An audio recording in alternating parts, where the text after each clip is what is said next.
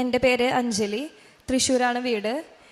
ഇന്നിവിടെ നിൽക്കാൻ സാധിച്ചതിൽ ഈശോയ്ക്കും മാതാവിനും ഒരുപാട് നന്ദി പറയുന്നു. 2022 സെപ്റ്റംബറിൽ ആണ് ഞാൻ ഒരു കോഴ്സ് എടുത്തിട്ട് UK പോണത്. എടുത്ത കോഴ്സ് എന്ന് പറയുന്നത് MSc ബയോമെഡിക്കൽ സയൻസ് ആയിരുന്നു.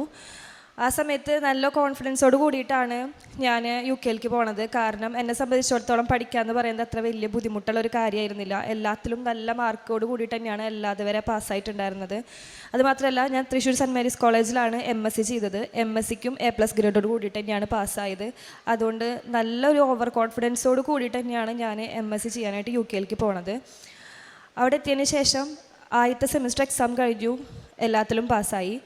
സെക്കൻഡ് സെമിസ്റ്റർ എക്സാം കഴിഞ്ഞപ്പോൾ ക്ലാസ്സിൽ 72 പിള്ളേരാണ്. ആ സമയത്ത് ഞാൻ ജോയിൻ ചെയ്യുമ്പോൾ ക്ലാസ്സിലുണ്ടായിരുന്നത് 72 സ്റ്റുഡൻസ് ആണ്. അതിൻ്റെ ഉള്ളിൽ ഒരു 80% സ്റ്റുഡൻസ് ഞാനടക്കം ഫെയിലായി. 2 തിയറി എക്സാം ഉണ്ടായിരുന്നു. 2 തിയറി എക്സാമിലും ഞാൻ ഫെയിലായി. ആ സമയത്ത് എൻ്റെ കല്യാണം ഓൾറെഡി ഉറപ്പിച്ചിട്ടുണ്ടായിരുന്നു. അപ്പോൾ എൻ്റെ ചേട്ടൻ്റെ അമ്മയാണ് എൻ്റെ അടുത്ത് പറയണത്, അഞ്ചോ ഒന്ന് കൃപാസനത്തിൽ പോയി പ്രാർത്ഥിക്കാൻ പറ അമ്മയുടെ അടുത്ത്. അപ്പോൾ ഞാൻ പറഞ്ഞു, ആ ശരി അമ്മ, ഞാൻ പറയാം. അങ്ങനെയാണ് എൻ്റെ അമ്മ ആദ്യമായിട്ട് കൃപാസനത്തിൽ വരുന്നത്. അമ്മയും അപ്പച്ചനും കൂടെ വന്നു. പിന്നെ തിരിച്ച് വരുന്ന വഴിക്ക് എൻ്റെ അടുത്ത് പറഞ്ഞു, അഞ്ചോ പ്രാർത്ഥിക്കാൻ മാത്രമല്ല, ഞങ്ങൾ ഉടമ്പടി എടുത്തിട്ടുണ്ട്, എല്ലാ കാര്യം ശരിയാവും, പ്രാർത്ഥിക്കുന്നുണ്ട്, മാതാവ് എല്ലാം നടത്തി തരും. അങ്ങനെ അമ്മ ഉടമ്പടി എടുത്ത് പ്രാർത്ഥിച്ചു തുടങ്ങി. ഒരാഴ്ച കഴിഞ്ഞ് കഴിഞ്ഞപ്പോൾ വീണ്ടും 2 റിസൾട്ട് എനിക്ക് വന്നു. 2 റിസൾട്ട് വന്നത് 2 ഓൺലൈൻ അസസ്മെൻറ്റിൻ്റെ റിസൾട്ടായിരുന്നു. 2 എക്സാമിലും ഞാൻ വീണ്ടും ഫെയിലായി. മൊത്തത്തിൽ 4 എക്സാമിൽ ഞാൻ സെക്കൻഡ് സെമിസ്റ്ററിൽ ഫെയിലായി. എന്നെ സംബന്ധിച്ചിടത്തോളം ഒരിക്കലും അക്സെപ്റ്റ് ചെയ്യാൻ പറ്റാത്തൊരു കാര്യമായിരുന്നു അത്. കാരണം മുന്നേ എനിക്ക് അങ്ങനെ ഒരു എക്സ്പീരിയൻസേ ഉണ്ടായിട്ടില്ല. അപ്പോൾ ഞാൻ ഫുള്ള് ഡെസ്പായിട്ടിരിക്കുന്ന സമയമായിരുന്നു. കാരണം ഞാൻ എൻ്റെ മുന്നത്തെ സർട്ടിഫിക്കറ്റൊക്കെ എടുത്ത് വെച്ചാൽ നോക്കിയിട്ട് ഞാൻ ഇങ്ങനെ കമ്പയർ ചെയ്യും, എന്തിനാണ് ഞാൻ അങ്ങോട്ട് കയറി വന്നത്, എന്നെക്കൊണ്ട് കാരണം എഡ്യൂക്കേഷൻ ലോൺ ഉണ്ട്, ഗോൾഡ് ലോൺ ഉണ്ട്, ഇതൊക്കെ ഞാൻ എങ്ങനെ അടച്ചു തീർക്കും കോഴ്സ് ഫെയിലായി കഴിഞ്ഞാൽ. അത് മാത്രമല്ല, ഈ എക്സാംസിലൊക്കെ പാസ്സായാലാണ് അവർ 3rd സെമിസ്റ്റർ നമ്മൾ എഴുതിക്കുള്ളൂ. അല്ലാന്നുണ്ടെങ്കിൽ തിരിച്ച് നാട്ടിലേക്ക് പോകേണ്ടി വരും, 2 വർഷത്തെ വിസ കിട്ടില്ല. അപ്പോൾ എല്ലാ സ്റ്റുഡൻസും ഇതേപോലെ തന്നെ എന്നെപ്പോലെ വിഷമിക്കുന്ന പിള്ളേരായിരുന്നു. അപ്പോൾ എൻ്റെ അടുത്ത് അമ്മ പറഞ്ഞു, വിഷമിക്കണ്ട, ഉടമ്പടി എടുത്തിട്ടുണ്ട്, പ്രാർത്ഥിക്കുന്നുണ്ട്, എല്ലാ കാര്യം ശരിയാവും. അങ്ങനെ ഞാൻ വീണ്ടും റീടെസ്റ്റ് എഴുതി, 2 തിയറി പേപ്പറും എഴുതി, 2 ഓൺലൈൻ അസസ്മെൻറ്റും സബ്മിറ്റ് ചെയ്തു. 80ാമത്തെ ദിവസമാണ് എൻ്റെ റിസൾട്ട് വരുന്നത്. റിസൾട്ട് വരുമ്പോൾ ഞാൻ പേടിച്ചിട്ട് എൻ്റെ റിസൾട്ട് പോലും ഞാനല്ല നോക്കിയത്, എൻ്റെ ഫ്രണ്ട്സിനെ കൊണ്ടാണ് നോക്കിച്ചത്. കാരണം അങ്ങനത്തെ ഒരു സിറ്റുവേഷനായിരുന്നു ഞാൻ കടന്നു പോയിക്കൊണ്ടിരുന്നത്. അത്ഭുതം എന്ന് പറയാട്ടെ, ഞാൻ 4 എക്സാമിലും പാസ്സായി. എൻ്റെ കൂടെ എക്സാം എഴുതിയിട്ടുള്ള ബാക്കി എൻ്റെ ഫ്രണ്ട്സ് എല്ലാവരും ഫെയിലായി. ഞാൻ മാത്രമാണ് തിയറി എക്സാമിൽ പാസ്സായത്. അന്ന് 72 പിള്ളേരുണ്ടായിരുന്നു. 72 പിള്ളേരിൽ 22 പിള്ളേർ മാത്രമാണ് MScയോട് കൂടിയിട്ട് ആ കോഴ്സ് പാസ്സായത്. ബാക്കിയുള്ള സ്റ്റുഡൻസ് എല്ലാവരും 50ഓളം സ്റ്റുഡൻസ്, ബാക്കിയുള്ള എല്ലാവർക്കും PSW, അതായത് അത് കഴിഞ്ഞിട്ട് കിട്ടുന്ന 2 വർഷത്തെ വിസ കിട്ടിയിട്ടില്ല, നാട്ടിലേക്ക് മടങ്ങി പോകേണ്ട ഒരു സിറ്റുവേഷൻ ആയിരുന്നു എല്ലാവർക്കും. അപ്പോൾ എന്നെ സംബന്ധിച്ചിടത്തോളം ഇതെന്ന് പറയുന്നത് എൻ്റെ ലൈഫിലുണ്ടായിട്ടുള്ള ഒരു ഏറ്റവും വലിയൊരു അത്ഭുതമാണ്.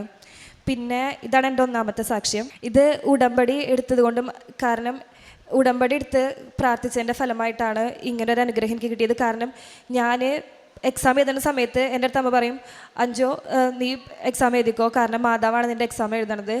ആ 3 മണിക്കൂറും അമ്മ പ്രാർത്ഥിക്കും, മുട്ടുത്തിയിട്ടാണ് പ്രാർത്ഥിക്കാറ്. 3 മണിക്കൂർ മുട്ടുത്തി പ്രാർത്ഥിക്കുക എന്ന് പറഞ്ഞാൽ എളുപ്പമുള്ള കാര്യമില്ലാന്ന് എനിക്കറിയാം. കാരണം അമ്മ അങ്ങനെ പ്രാർത്ഥിക്കാറുണ്ട്, ബൈബിൾ വായിക്കാറുണ്ട്, എല്ലാ പ്രാർത്ഥനകളും മുടങ്ങാണ്ട് ചൊല്ലാറുണ്ട്.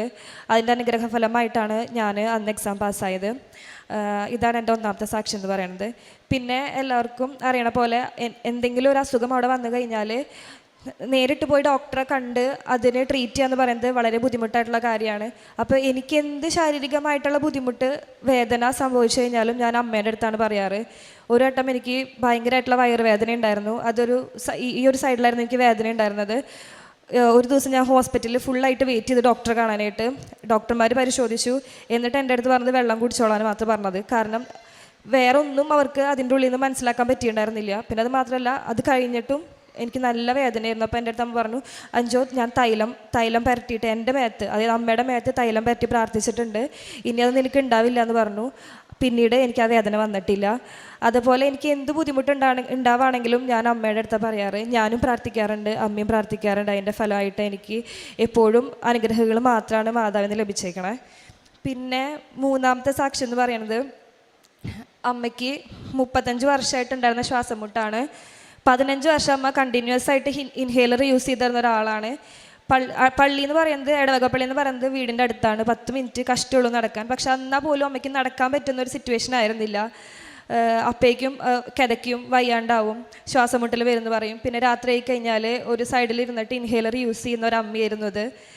അമ്മ അന്ന് ഉടമ്പടി എടുത്ത് പ്രാർത്ഥിച്ചപ്പോൾ തന്നെ അമ്മയുടെ ഈ ഒരു ആവശ്യം അമ്മ പറഞ്ഞ് പ്രാർത്ഥിച്ചായിരുന്നു. ഉടമ്പടി എടുത്ത് പിറ്റേ ദിവസം മുതൽ അമ്മ ഇൻഹേലർ ഉപയോഗിച്ചിട്ടില്ല. ഇപ്പോൾ 2 വർഷമായി അമ്മ ഇൻഹേലർ ഇതുവരെ ഉപയോഗിച്ചിട്ടില്ല. അപ്പോൾ അതും അമ്മയ്ക്ക്, ഞങ്ങളുടെ കുടുംബത്തിന് കിട്ടിയിട്ടുള്ള ഒരു വലിയൊരു അനുഗ്രഹമാണ്. ഈ അനുഗ്രഹങ്ങളൊക്കെ തന്ന മാതാവിനും ഈശോയ്ക്കും ഒരുപാട് നന്ദി.